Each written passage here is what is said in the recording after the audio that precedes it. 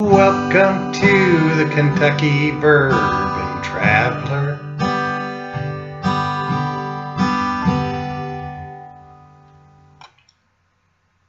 Today we're going to Louisville's waterfront Whiskey Row, and we're going to tour the Evan Williams Bourbon Experience.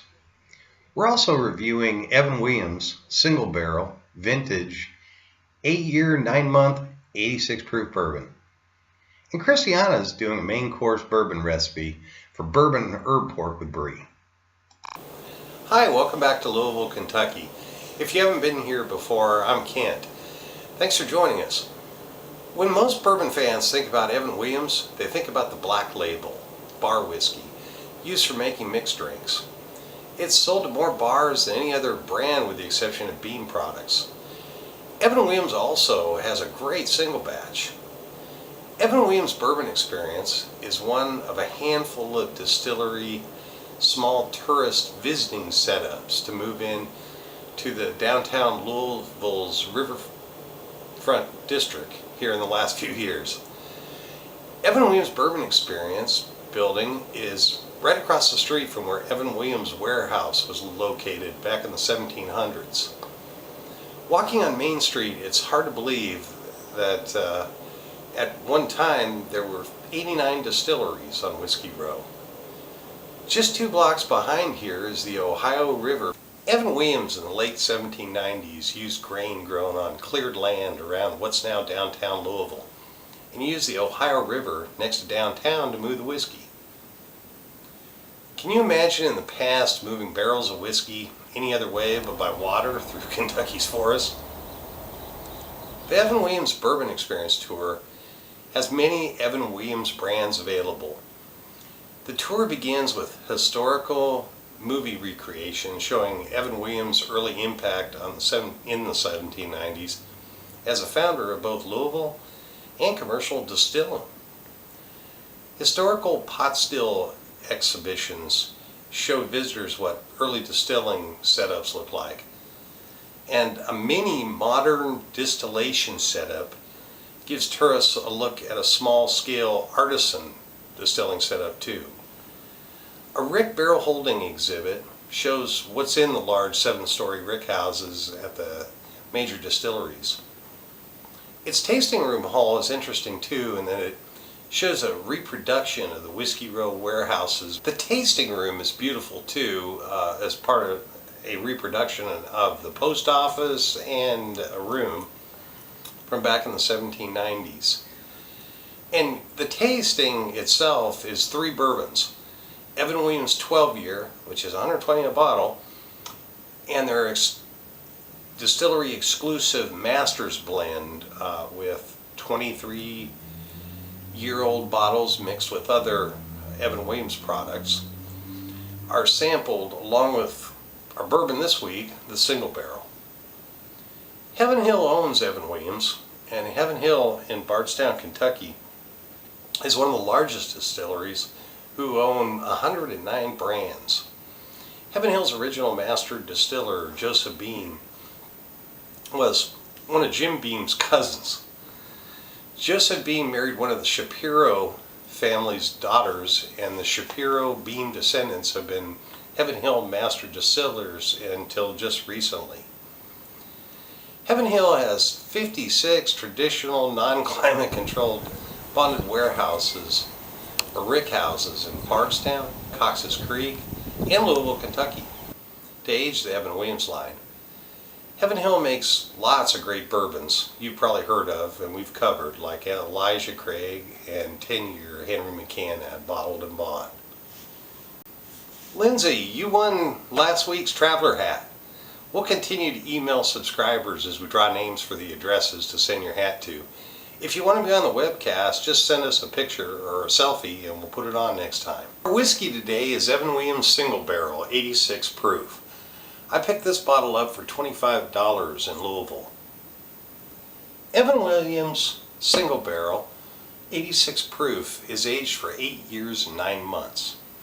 It's sweet, buttery vanilla bourbon with caramel highlights and has a nutty brown sugar element with just a touch of pepper.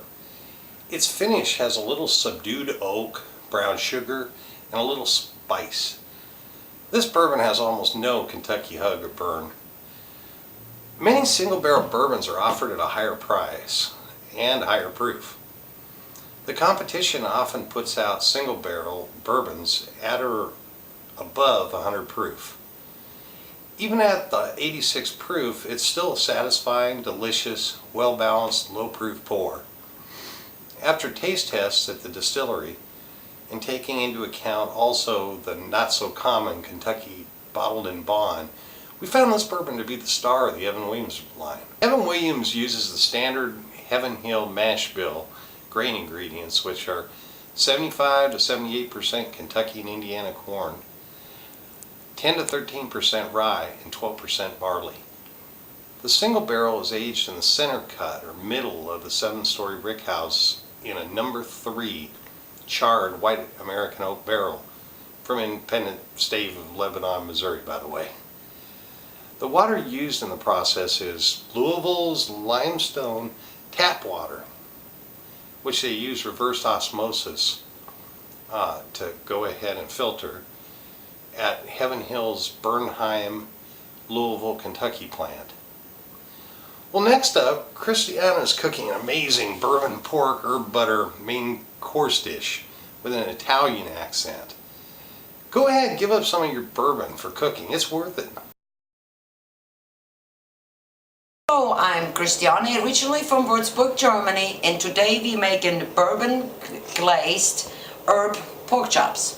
So what I did, I cut the pork chops, cut a small slit in it, put salt and pepper on each side, and I melted butter with pesto, and pesto consists of basil, pine nuts, olive oil, and garlic, and you can buy it in a jar at the grocery store, or if you want, you can make your own herbs and add some olive oil. So what I do is I put butter, baste the butter right inside the pork chops on both sides. Add some more butter on this one in the inside. You can do it heavy. And then I'm going to kind of brush the pork chops on the outside with the same herb butter.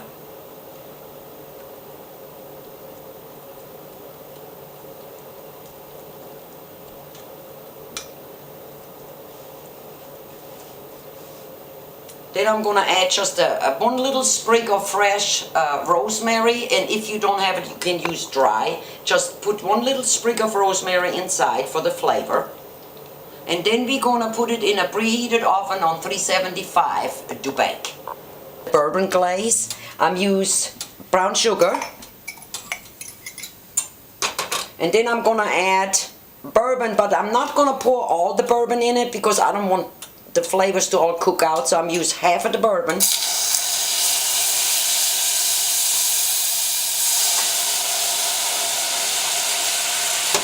So I keep on stirring until it kind of caramelizes, it's getting thick, because I want to pour that over the pork chops when they're done. And it smells like bourbon around here. So now, since the brown sugar and the bourbon has caramelized, I turn the burner off, and you be very careful, we're dealing with bourbon, it's highly flammable. I turn the burner off and I add the rest of the bourbon. And I stir it around, and then I just take it off the burner to let it sit until the pork chops are done. So after the pork chops are fully cooked, I pulled them out of the oven and I turned the oven on high broil, because now I'm going to add on the pork chops some Brie, which this is French Brie you can get in the grocery store, and this is usually how it's boxed up. And I'm going to add 2 pieces each on top of the pork chop.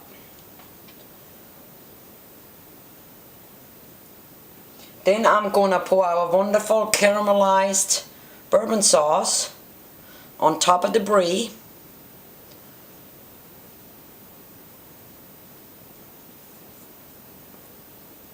And I put it back in the oven for about 5 to 7 minutes on broil until the cheese melts. And now we have the wonderful pork chop with the Brie and melted bourbon sauce. And I decided to have a little bit of baguette with butter and herbs and Brussels sprouts. So enjoy.